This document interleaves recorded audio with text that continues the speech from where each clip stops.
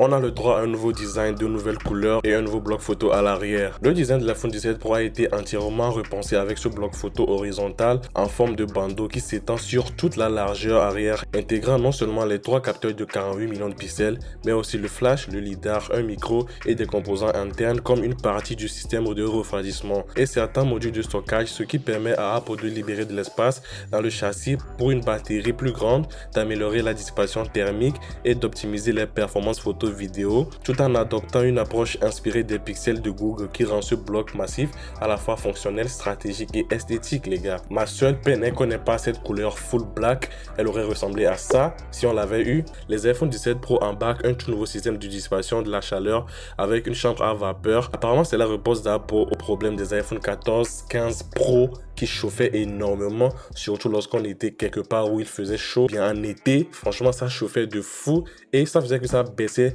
la luminosité. Surtout lorsqu'on poussait un peu trop l'iPhone, franchement, ça dégamait complètement. Le titane a été remplacé par l'aluminium. Bon, l'absence du titane qui était pourtant utilisé pour sa résistance est compensée par de nouveaux matériaux pour le dos et pour l'écran, rendant a priori ces iPhone 17 Pro et Pro Max très résistants. Bref, à l'intérieur, on a la puce A19 Pro et elle a l'air monstrueuse, les gars. Plus le nouveau système de dissipation de chaleur, Apple a pu la pousser à fond, ce qui a fait qu'ils ont pu obtenir 40% d'amélioration par rapport à l'iPhone 16 Pro. L'iPhone 17 Pro passe à 12 Go de RAM contre 8 Go sur l'iPhone 16 Pro.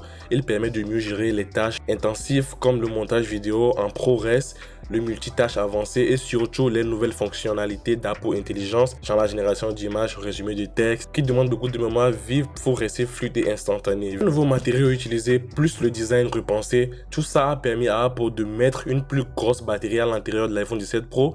D'ailleurs, le modèle 104 SIM aura encore une plus grosse batterie.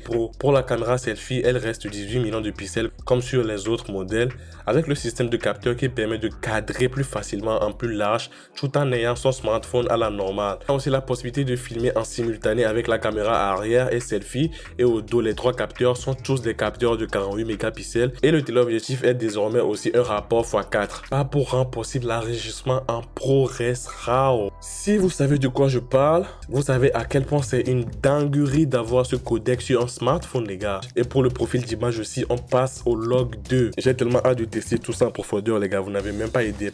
C'est votre gars Sano Baby. Peace, love et tschüss, les gars.